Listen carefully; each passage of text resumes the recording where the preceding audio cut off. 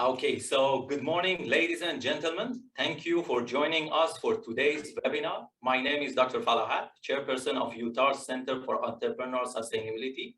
On behalf of UTAR, I would like to warmly welcome all of you to our webinar entitled, What Does It Mean to be Social Capitalist?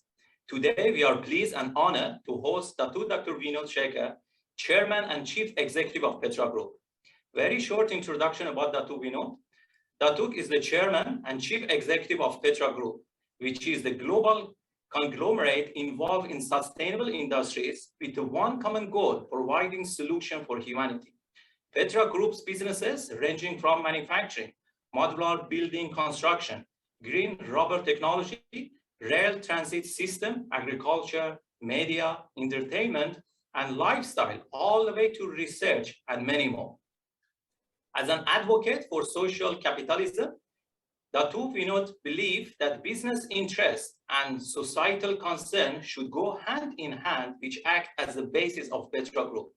He believes that enterprises should be run as a profitable ventures while doing the right thing for employees, customers, society, and environment to ensure sustainable wealth creation and equitable income generation for all. He is the founder of the Vinod Shekhar Foundation, which undertakes various initiatives to alleviate poverty, provide healthcare and education, and support the most vulnerable community, including indigenous, disabled, old folks, children, refugees, and hardcore poor. Dr. Vinod, thank you very much for accepting our invitation out of your busy schedule to be here today. Now, without further ado, let's turn the time over to Dr. Vinod Shekhar. Dr. Vinod, over to you. Thank you very much. It's a great honor to be here. Thank you for inviting me.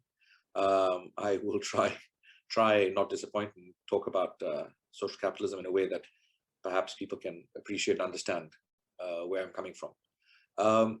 Perhaps the best way to start is for me to give you all my life's journey up to now in a shortest period I can. I actually went to college in America. I went to school in England. My father was a senior rubber scientist and palm scientist. He headed the Malaysian Rubber Board, the Rubber Research Institute of Malaysia, and the Palm Oil Research Institute. Unfortunately, he was not rich. He was one of the straightest individuals I know, more integrity than I've seen anyone else have. But that meant one problem: when he was out of government or out of the civil service, there was no way I, as the youngest child of four, could afford to go to college overseas. I suddenly found myself in a position of needing a scholarship to go to finish my boarding school in the UK, and then getting another scholarship to go to the US to study, which I did. I managed to get a scholarship from Singapore.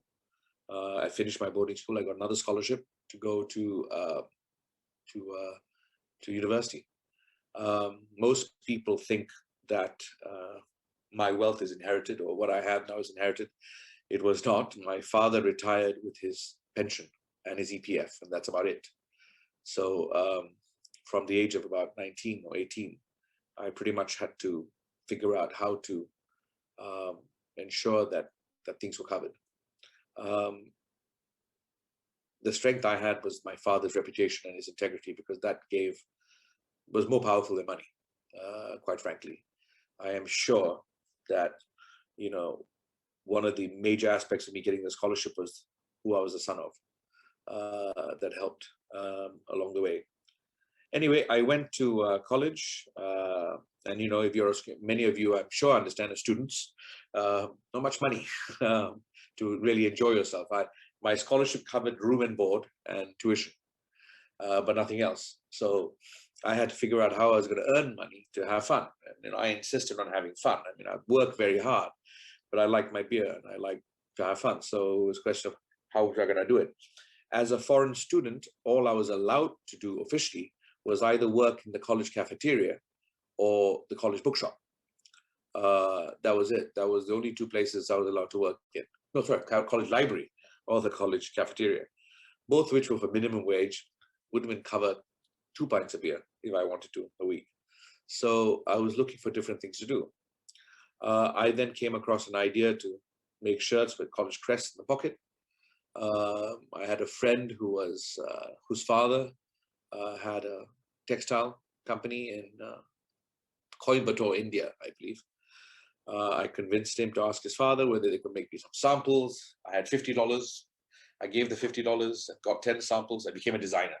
Designer meaning, white shirt, red stripes, white shirt, yellow stripes, pink shirt, blue shirt with the college crest. So that was the totality of my design skills.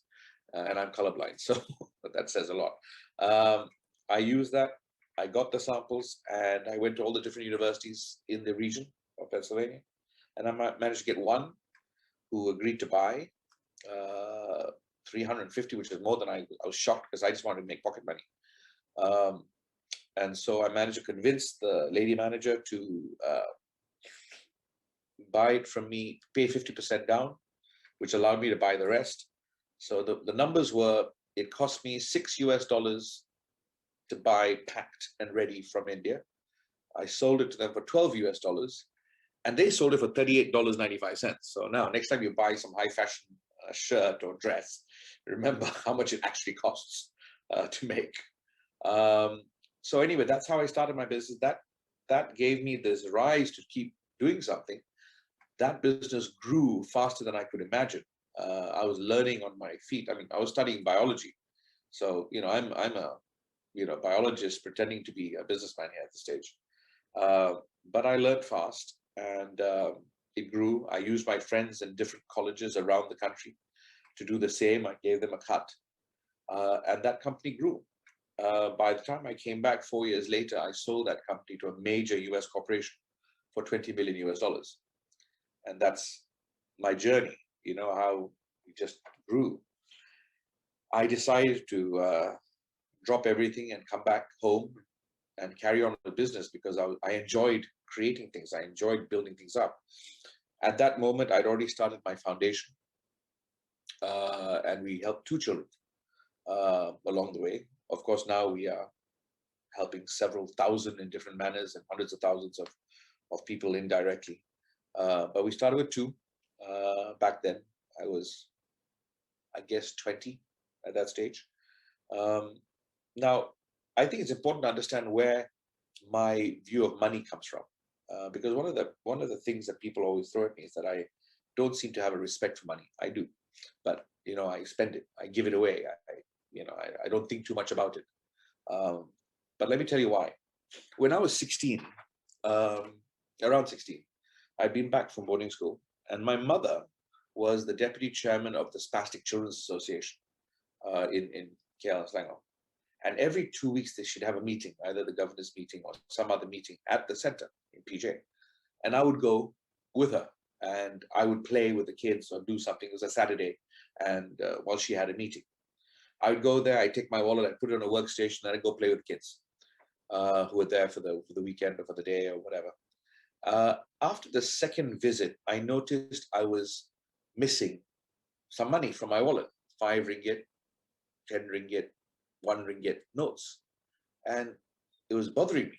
I couldn't understand why I was missing this money. And the third one, I'm missing again. So I remember being really angry, telling my mother, no, what's the point of helping people if all they do is steal? I go there to help people and just take my money. And my mother tried to calm me down, said, darling, don't worry, it's only money, it's all right, don't worry. And I was like determined to find out who was taking my money. And I told her, okay, this was my last visit before I was going to go back to boarding school. So I said, I'm going to find out, I'm going to confront people, I'm going to find out who's taking my money. Anyway, I arrived there, and along the way, I had become very friendly with a Down syndrome young boy called Philip. He was, gosh, I can't remember now. He was either 9, 10, or 11 years old, around that age. And let's just say 10. And when I arrived ready to confront everyone, he just jumped at me and says, oh, if you not come with me, I got something for you. So before I could say anything to anybody, he dragged me to his workstation. So I followed him. And at his workstation, he had this manila card, this poster, big poster card on his workstation. And he had these magazines, and he was cutting up these pictures in these magazines, and he was sticking them on this manila card. And he was creating me a poster as a going away present because he knew it was my last Saturday before I was leaving. and he wanted to give me a present. And he had been sticking and creating this poster, this picture for me. Then I looked at this manila card and at the cutouts and all that stuck on the manila card. And then I noticed, 1 ringgit, 5 ringgit, and 10 ringgit notes all cut up and stuck. He looked at me and said, I ran out of colored piece of paper. I hope you don't mind. I borrowed some of yours. So it took a 10-year-old Down syndrome kid to remind me that it's a colored piece of paper. That's all it was. I was so angry over a colored piece of paper. We kill for it. We hate for it. We die for it. We blame others for it. We cheat for it. We steal. I mean, my God, we do lots of things over what is essentially a colored piece of paper. And that's all he saw. And that's all it is. I felt this small, this pathetic, this small at that moment, because he knew more about life and the world than I did at that moment. And from that day, that's how I treated money. It's important. It's a tool. It's like your chair. You sit on it. It's an important thing to sit on a chair. But if you don't have a chair, you sit on the floor. It's just a tool. It will never control me. It'll never direct me. It'll never tell me what to do. I tell it what to do. I direct it. And I think that's a very important thing to keep in your head, that all it is a tool. Colored piece of paper, whatever currency. Important. It's a tool, a very important tool, like computer, anything else. Lets you do a lot of things. But it must never control you. It must never direct you. It must never lead your soul, right? It's just another tool. And that's the basis of how I went into business after that, and what I wanted to do, why I started the foundation so early on, that grew. And that's I suppose the formative period of what I call now social capitalism. But it started then as to, we in business cannot just disengage from society or from societal development. We are part and parcel of the community. We make money off the community. We supply to the community. If the community is healthy, so are we.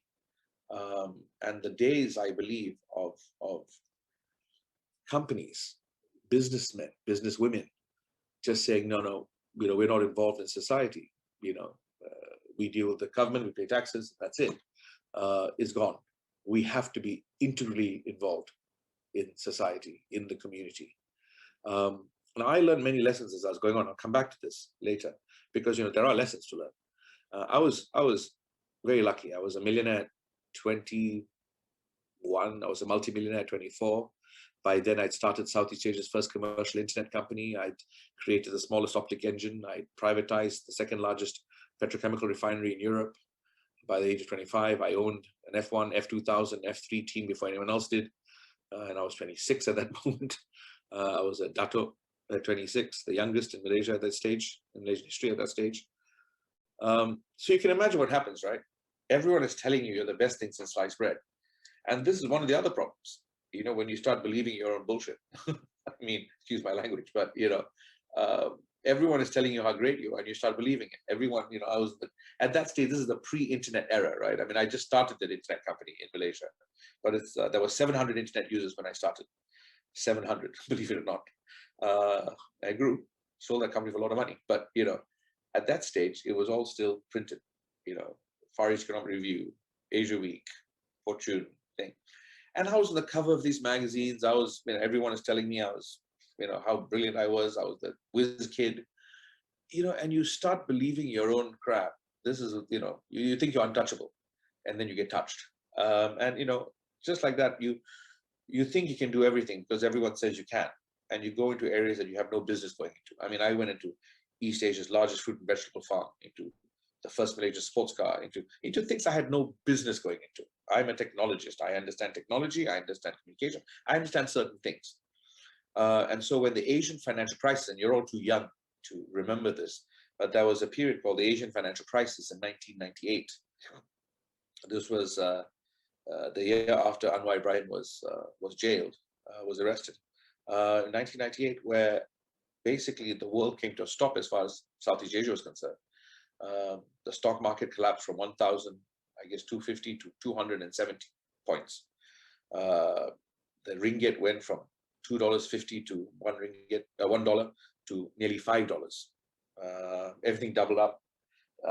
If you borrowed, $1 million and you thought you had 2.5 million ringgit, you actually now owed 5 million ringgit. Interest rates went from 6%, 5% to 12.9%. So everything was, it was a joke. There was nothing you could do. But on top of all that, I had these companies that, I just run and I thought I could do, but I had no expertise and I had no understanding of it. And most importantly, I had no passion for, really no passion for. It was just another thing someone said I should do. Because after all, I'm the whiz kid, right? So I do it, it should work. Everything I touch turns to gold. Well, that was not the case. When things collapse, everything collapses. And you learn your lesson there when you understand that, you don't do anything unless you're passionate about it. And if you're passionate about it, then you know what it's about. You know how the business works. You understand where it needs to go.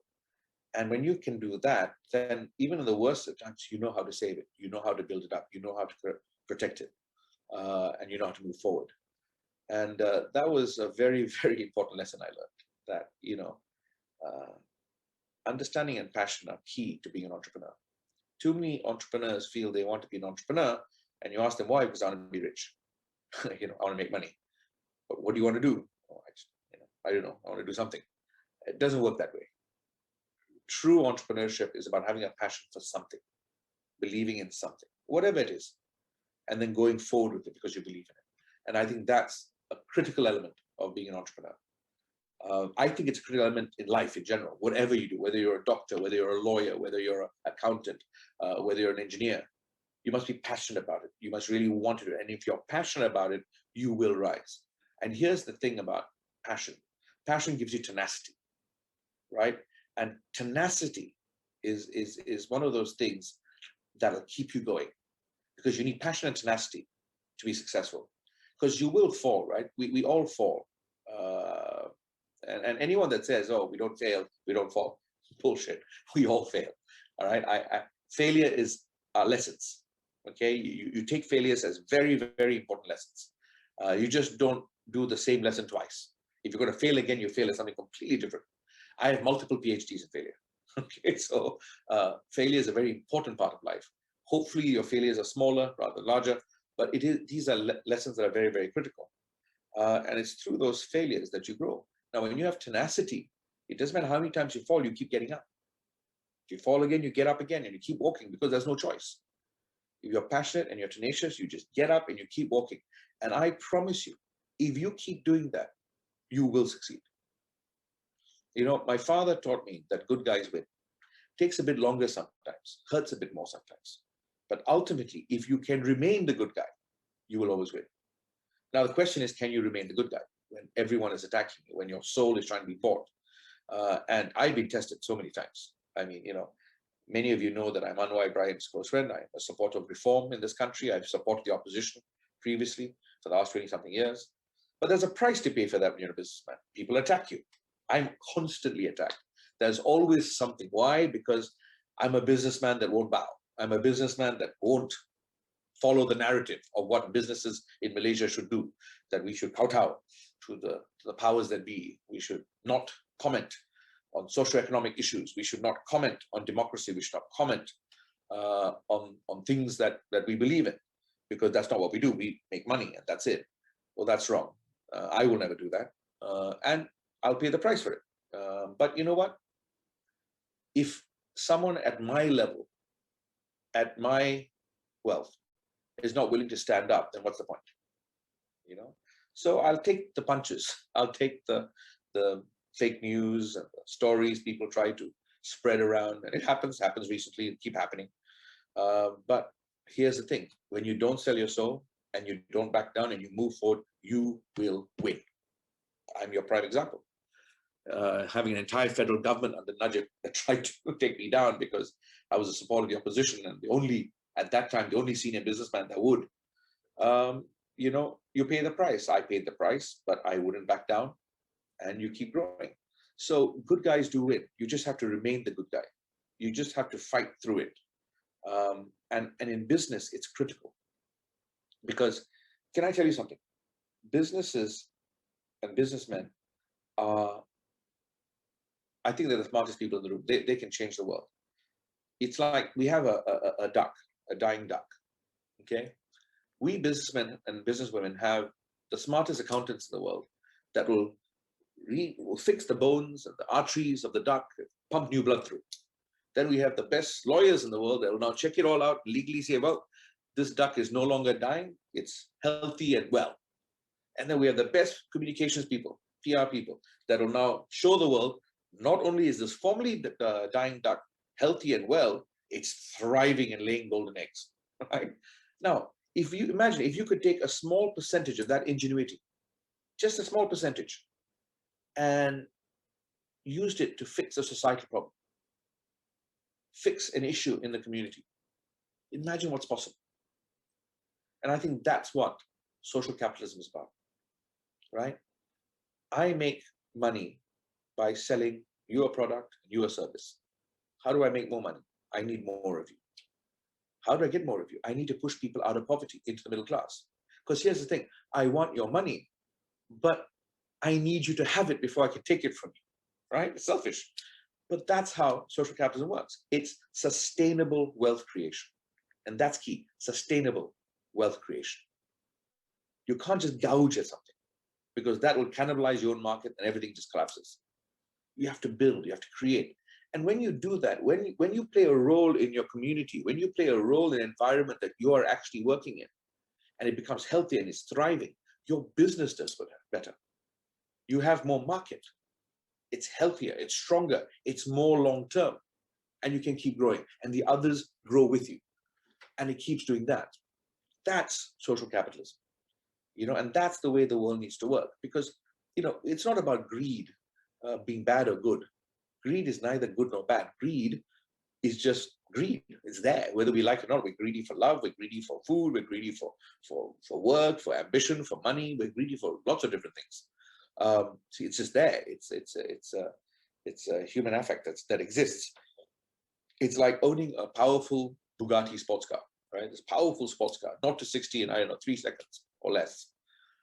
Now, if you can't drive it well, you'll crash into a tree and kill yourself, or you'll crash into someone else and kill them. But if you can control it, if you know how to take the curves, slow down on the curves, stop at junctions, accelerate on the straights, then you have control over a very, very powerful engine. And that's what greed is, a powerful engine. If you can temper it, then you can do almost anything. You can achieve almost anything. But you've got to temper that greed. And in simplistic terms, what can you do for 10 ringgit that you can't do for 8? What can you do for 100 ringgit that you can't do for 80? What can you do for 10 million that you can't do with 8 million?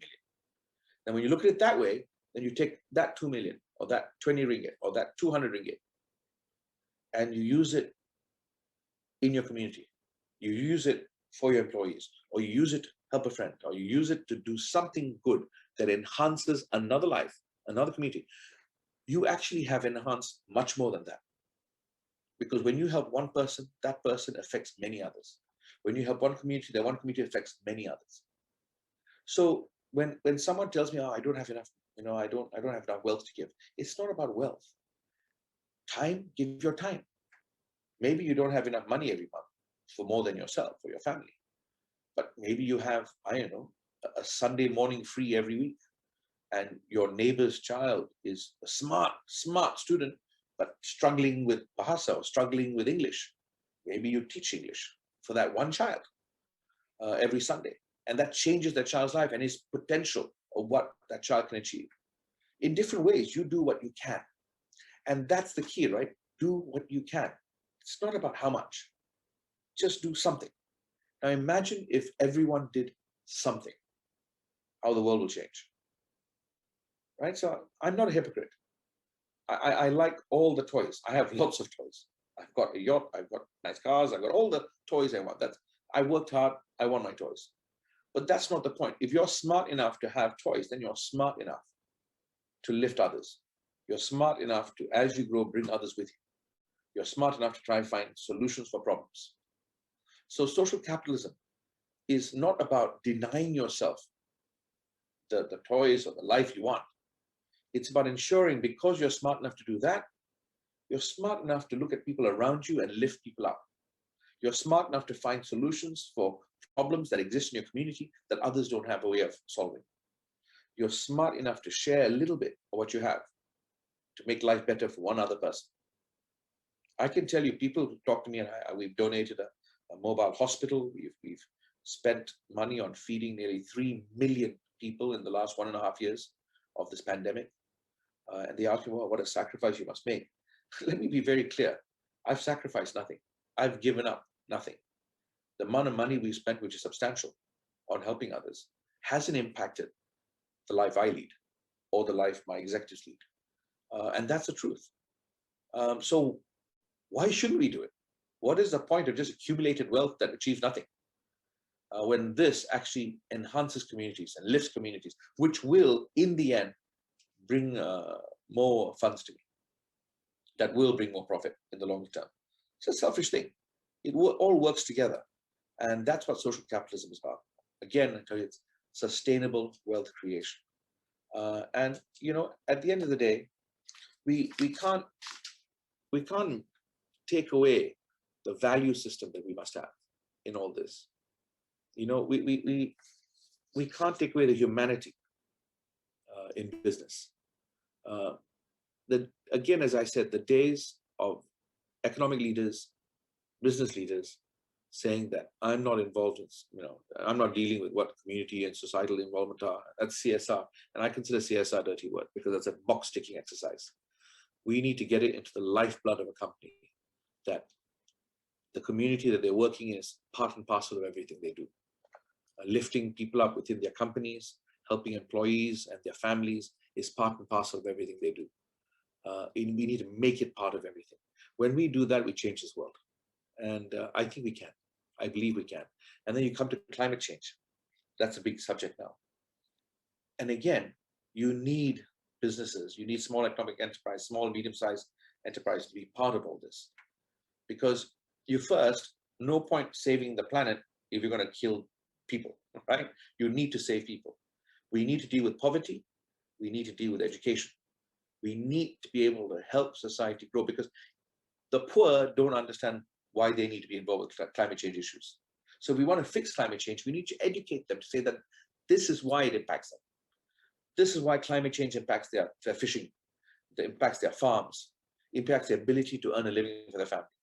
At the same time, when we're dealing with the climate change issues from a scientific level, we have to include holistically the issue of poverty, malnutrition, education. So it's not a simple thing that we just fix this and not this. We have to fix it all. We have to find a way of bringing it all together and making it work. Otherwise, we're just talking nonsense and speaking at every conference and achieving nothing. We have to be pragmatic, we have to be realistic, and then work out what we need to do. It's not going to be easy. I'm committed to trying my best. I'm not saying I'll achieve it, but I will keep trying. And maybe that's what we all need to do, is just keep trying. We keep trying, one thing succeeds, it might change everything. And that's what I'd ask you all to do, is to look at social capitalism as something that should be a way of life. It's a way of how we think. It doesn't fight human nature. And I don't want to fight human nature. I was called a social capitalist by Fidel Castro. And it was my basis that I believe that everyone should have a minimum. And the minimum should be a full stomach, a full head, and a roof over your head, healthy life. Didn't matter if you have to live in a dormitory, but you must have 3 meals a day.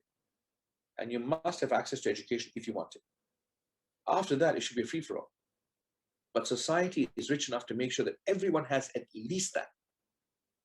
Now, if you want to be a billionaire, millionaire, you want to be a doctor, engineer, whatever, go ahead. But we as a community, as a society, as a people, must accept that we can no longer live in this ridiculous situation where we have simultaneous epidemics of obesity and starvation. I mean, it's ridiculous, sometimes in the same country. How nonsensical is that? Too much food and too little food. Okay, So we have to accept these realities and say, look, this is all too stupid. We're too smart to allow this to carry on. We have to fix this. And so these are the challenges I put forward to all of you. I put to myself to try and do what I can. And as I said, when you do things like this, there will be haters. There will be people that will try to tear you down, because you'll be standing above others. You'll be standing up and showing yourself and saying, this must be done, because that's leadership, right? Leadership is standing up. But when you stand up, people try to tear you down. People try to poke at you. Now, if you're political in nature, then they will try to poke you politically. Business-wise, they'll try to poke you business. But you have to stand firm and stand tall. Believe in yourself, believe in what you're doing, and just keep walking. Remember, passion and tenacity. With that, you can achieve almost anything. I think I've spoken enough, and perhaps I'd like to let you guys ask me some questions if I can answer anything for all of you. But thank you very much for having me. Dr. Binu, thank you very much. Thank you for the wonderful sharing session. So let me open to Q&A. If any of our students or colleagues have any question, please write it in the chat box and I will read it for Dr. Binu. Just while we are waiting for the students, let me just summarize what we have learned so far. So we have learned that, two key takeaways, talking about the passion, to be passionate about what you are doing in business, and also tenacity. Despite you are, if in case you fail, you need to consider that you need to, to be, to come back. And also, since you have a passion about that particular business that you are doing, you can actually be hardworking and continue with that matter. Don't chase money. And as long as you take care of the society, and you will win and you will earn enough money. And besides that, talking about look into the fixing issue related to the society. Don't just look into the profitability of your business without considering the society and matter related to the human and humanity. Another point related to the social capitalism is talking about all about the sustainable wealth creation.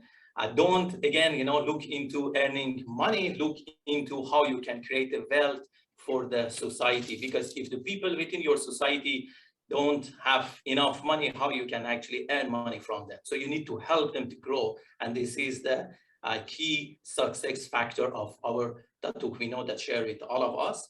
And with regards to the CSR, that we know and we are aware, many of multinational companies go through the procedure of just come out with some sort of activity related to CSR, that we know to believe we need to go beyond that. We need to look into the employees, we need to look into their families, we need to see how we can solve their problem, how we can look into the poverty, how we can educate, and how we can go beyond the CSR and helping the society. So that's what I could summarize so far. So we are going to open for Q&A. If anybody have any question, please feel free to write your question in the chat box.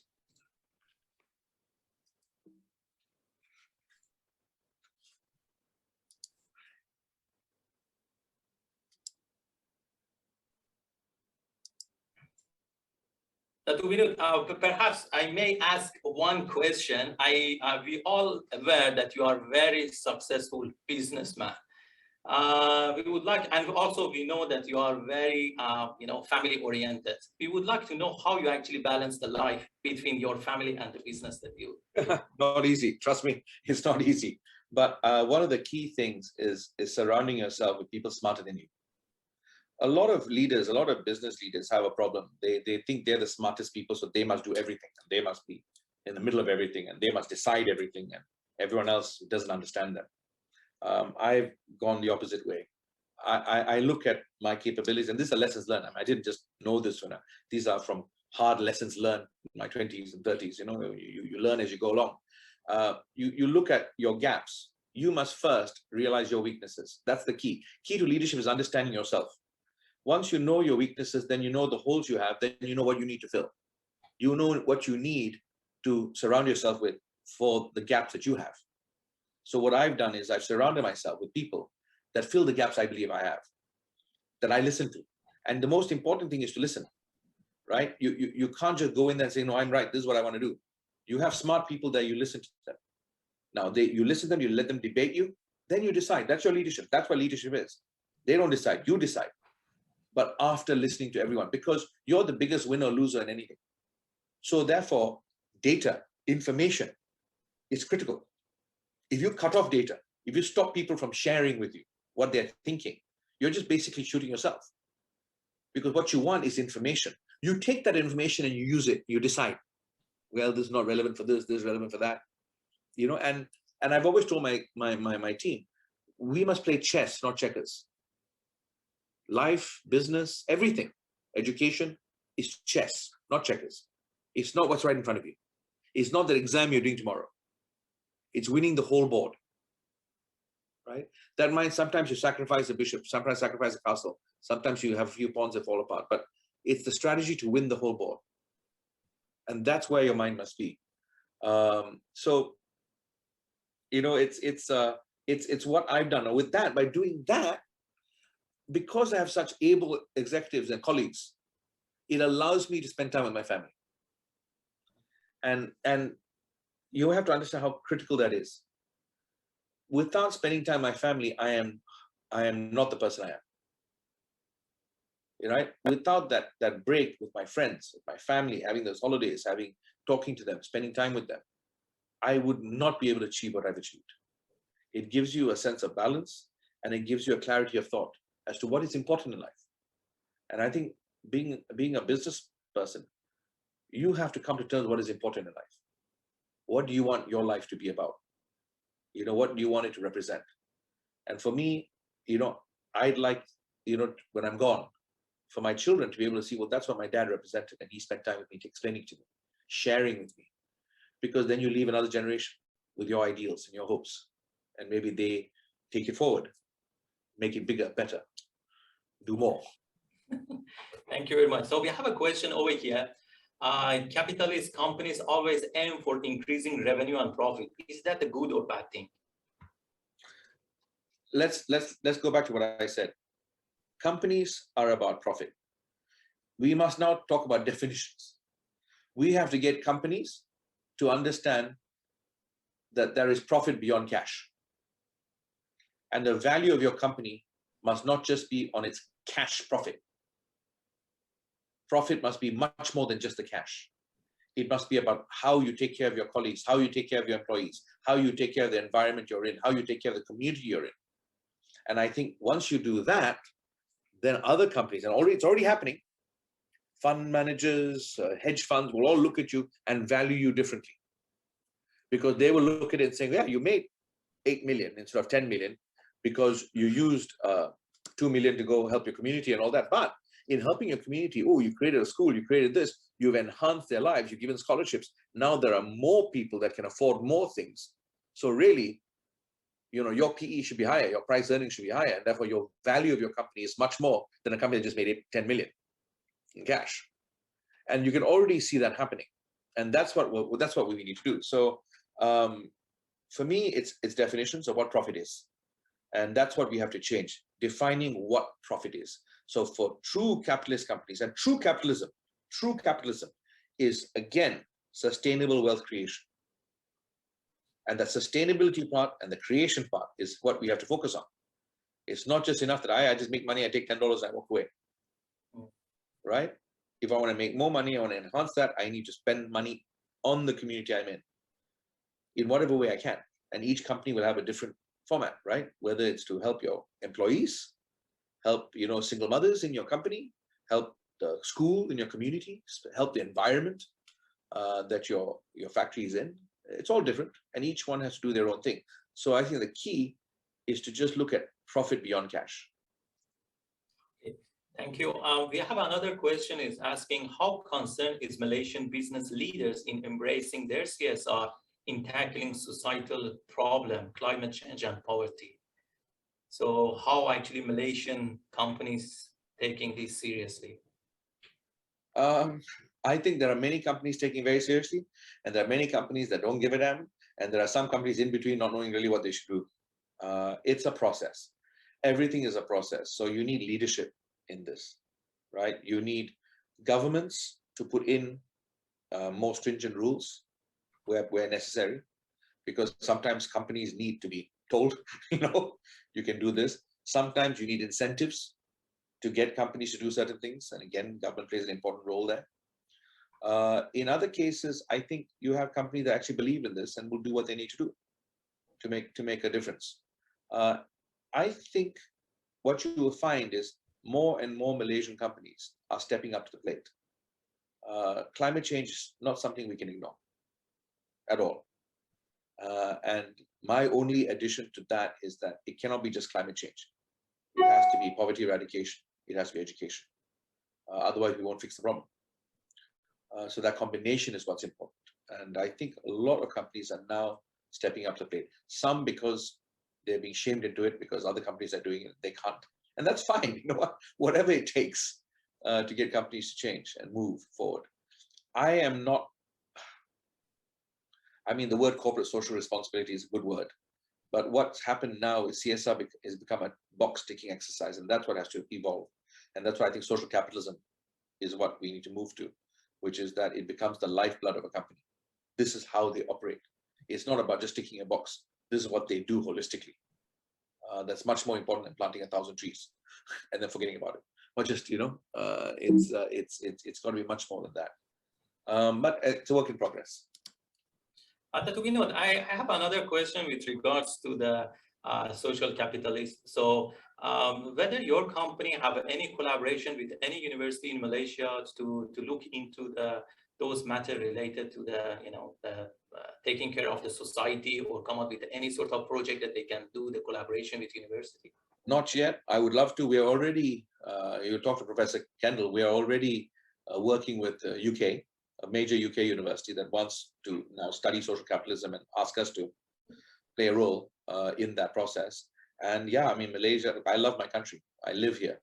Doesn't matter all the nonsense that goes on. It doesn't matter all the crap that I have to take because of my friendship with certain politicians. I believe in my country. I believe this is the best country in the world. I believe that there is no other nation as multiracial, multi-religious, multilingual like this nation of ours. We are blessed with everything. It's just that we've allowed our politics to get out of hand, and we've allowed greed to be untempered. But I think the potential, and especially with the younger generation, is amazing what can be achieved. So yeah, I'd be very up. We've not done anything with any university in Malaysia. But I'd be very up for it. Yeah, in Utah, we have actually many research centers actually working in those sort of line of research. So perhaps we can communicate with your company to see what we can do in the future. So Professor Graham Kendall, he's the CEO of the Good Capitalism Forum. That's all about our views. So definitely work with him. Sure. Thank you very much. I think we have covered all the questions. So we need to before we end the session, we would like everyone to turn on the camera. So, actually, before I forget, one of the things I would like you to think about is that we are looking to work with someone on polling, scientific polling, because I think information and data is one of the key elements for educating a society and for making people be involved to understand what's going on there. There's too much fake news. There's too much nonsense. Too much of our news sites are controlled by one political party or another, or political individual, and they're doing whatever they want to do to fix their narratives. And the public should have clarity in terms of what is going on. And I think polling, scientific polling, so that everyone understands where the nation is, and politicians understand where the nation actually is, that perhaps they're less concerned about race-based economics and they're more concerned about, hello, just tell us how you feed us, tell us how we can make money. These sort of information is important, and I think scientific polling is a key part of that. So that's maybe something we should talk about, seeing how. Yeah, I think this is great to know. Right now in not only in Malaysia, all around the world, there is a gap between industry and universities. We as an academician, we are too busy with the research. We are not aware what is going on within the industry, and we are very, appreciate to get the feedback from industry, what we can do and how we can collaborate in order when we go for the conferences or when we train our students, at least we are in line with what actually industry require and industry needed. So really appreciate your presence over here, and we hope that we can collaborate in the future. And thank you very much, everyone. Okay, thank you very much. Dr. Vinod, is there anything else you would like to cover before we wrap it up? No, I would tell all your students, all of you, if you have any questions for me, feel free to write and ask. I'm sure they can give you my email address or contact, and I'm happy to, communicate and, have this conversation more, because you guys represent a generation that is critical. We've screwed up. My generation completely screwed up. Okay. And I'm doing my best to try and do something to at least prepare you guys to go fix it, to leave you something that you guys can fix. But really, you guys have to fix it. You guys will have to be the ones that take this forward, take this nation forward, take everything forward.